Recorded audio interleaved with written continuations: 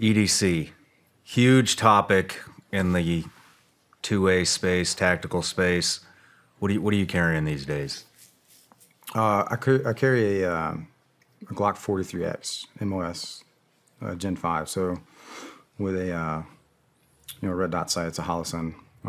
You're carrying a red dot sight? Yeah. Are you guys carrying those overseas now? Oh yeah. You think they're reliable? 100%. I mean, like with any piece of equipment, any variable you add to a life-saving piece of equipment, any variable you're adding to it, whether it's ammo, magazines, sights, like understanding the capabilities of that and just respecting it. The fact that it's a window that's glass and projects a dot, it helps you be more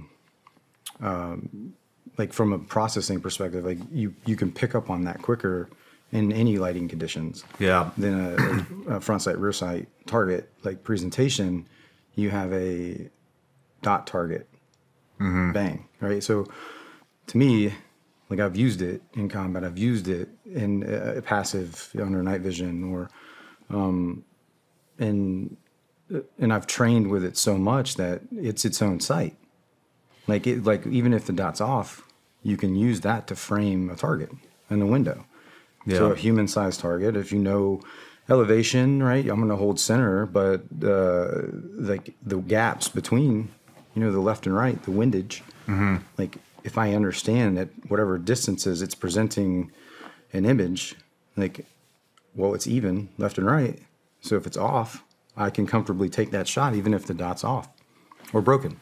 I used to be in the tactical space. I'm not anymore, and I shit all over those red dots on pistols, because when I was in, they were always running out of batteries, mm-hmm. or they couldn't handle, the shock, and they would just break.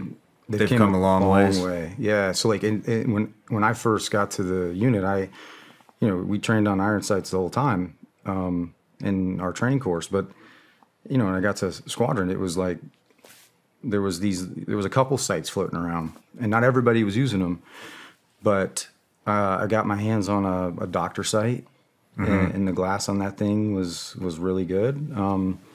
And then I think there was like two other variations, but it was like a plastic film on the window or the sight itself. So with blowback and with everything over time, it just started just eating and corroding, and then you can't even see through it. So they've came a really long way. What sights do you recommend then? But the biggest part was you had to like take the sight off and then to switch the battery out, and then you're having to go and reconfirm zero and all these other things. But now it's like there's so many different options. I mean, I've used the Leupold Delta Point Pro and like NV since they came out. Like I think we started using them before they became like a real big thing, and that's what I've ran in combat. That's what I've ran on my my overt, more kind of configuration guns. My whether it's I'm shooting a Glock 17, a Glock 34, a SIG 320 AXG Pro, they have a Delta Point Pro on them. So minus the micros, right? So the thinner framed slides, there's only a couple options for the micro dots, but yeah, I mean I all day. I mean it's a light and a dot.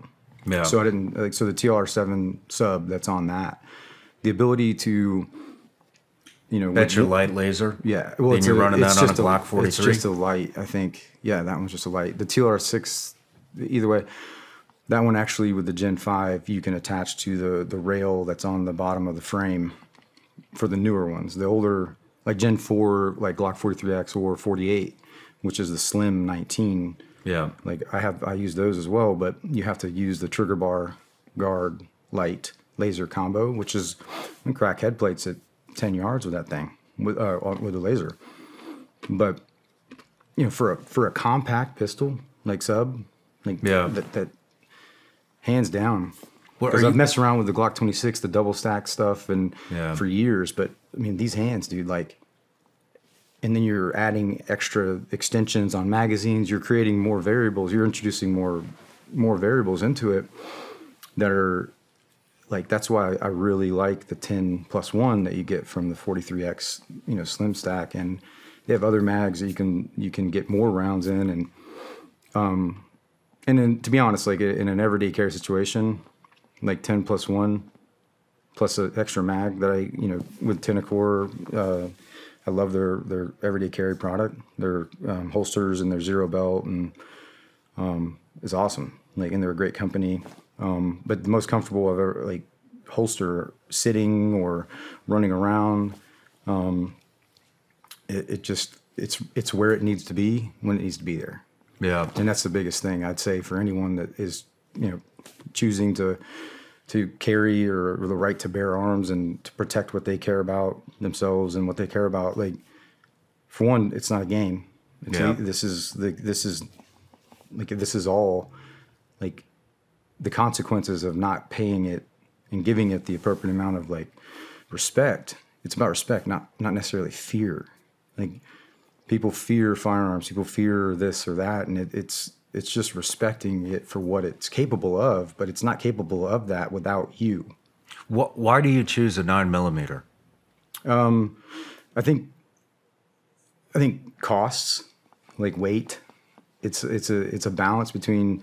We switched. We used to shoot 40 cal, like, for a long time. When we switched from 45 to our next service gun or whatever, we went with Glock 22 and 40 cal because of all the lethal or the ballistics testing that the FBI and everybody would do as far as lethality of the calibers. But we transitioned to 9mm. I say the former we transitioned to 9mm, like, purely because, well, two parts. The lethality difference is not that much, and the cost benefit, the saving, millions of dollars we saved in just switching to 9mm that we could apply into other parts of our budget. So interesting. Like, for me, it's the same principles, and it only takes one well-placed shot to drop somebody flat. So, like, that is just what it is. I mean, would you ever move down to a 38? No. Yeah, me neither. No. What else do you carry? Do you carry any medical? Do you carry any cash? Yep. Anything? Yeah. So a multi-tool. So the Leatherman scale tool is like my favorite bit of kit, as far as like a pocket knife that doesn't. It's not bulgy. I can carry it every day. It doesn't look like obnoxious. For me, it's like carrying things aren't for everyone else. They're for me, and for, like, when I need them, they need to be there. They're not to a show of force or a show of. It's not a showing off. So when I look at things, they have to fit my lifestyle. And the kit shakeout piece is huge. KSO, trademark. Kit shakeout, Blue Bearing kit shakeout. There's all kinds of, like, great things in kit and this and techniques, but give them a run, man. And if they don't pass that upside down test or, the common sense test, like, it's just maybe it's just snake oil. Yeah. I think there's a lot of snake oil in the tactics community. Salesmen out there. Yeah. I'm seeing that. I'm like, whoa. Yes, they got some interesting products coming out. Yeah. What do you carry any medical, or do you keep that in an EDC bag? Or so I have my vehicle, like, truck bag, and then I have, like, a bit of just a tourniquet that's actually also proof-stick handcuffs. No shit. Yeah. That's so pretty if I want to detain someone, I can. Yeah. Where I can use it as a tourniquet too. If you get a little frisky in the restaurant, want to tie the wife up. Sir, you're gonna need to sit down. What do you think? No, a tourniquet, pressure bandage, and some sort of gauze. Like, and you got that on your person or in your bag? That'll be on my. I always have a little man purse, and so it's like a small three item kit. But on my person would be my pistol, gun light, extra mag, and then whatever else I can put on on me. So like this, and but I don't put things around my ankles or like. There's a massive difference between paranoia and preparation. Yeah. Like massive. And I used to like dance the line between knowing what it feels like to be paranoid in a room, where like when I can't have my back to a door or whatever. So a lot of that was exposure therapy and things like that. But to now it's not paranoia, it's just preparation. Yeah. And that's what I'm in charge of, What do you think the biggest mistake that people make when it comes to their everyday carry is? That actually carry. Yeah, so I think there's two parts to that.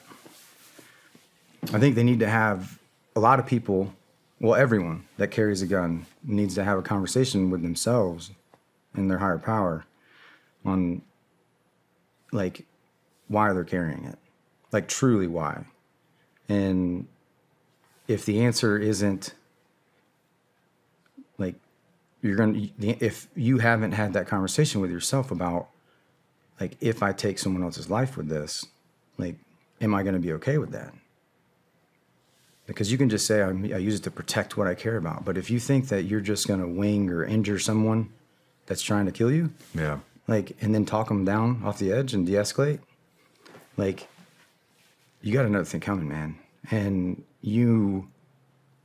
moral injury is a real thing. And we're not put on this earth to kill each other. We weren't, but we've been doing it for thousands of years. Yeah. So having that conversation, and you got to have like work through it. I'm not saying obsess about taking another life. It's just giving it the energy that it needs and respecting the fact that if you do, you're going to wear that on your soul for the rest of your life. And even if it was like, especially either way, if it was negligence, then you're probably a sociopath anyways. But even if it was the right thing to do, you're going to wear it. And yeah, how that manifests in your life is for you. But it's a very intimate thing, an intimate process. And I challenge people that are buying guns and carrying them, like, two things. Have that conversation with yourself. And it's not you don't have to like answer the question to other people. It's for you and God. And secondly,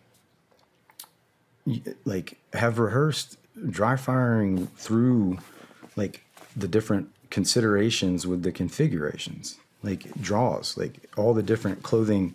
Like, you need to reduce the amount, like jackets. You need to have rehearsed all of these things from a bag, right, where they're safe, but they're there when you need them to be there, and you know how to get to them, and then how to employ them. And you do that, and you reduce the amount of time by rehearsing it. So because critical decision making isn't one of the things you can do very well in fight, flight, or freeze. yeah, And that's not like, you will be in fight, flight, or freeze when you're presented with a deadly force encounter, or like I tell people this, like, if I take my gun out, my everyday carry gun, I'm killing someone. Like, it's not there for me to de-escalate.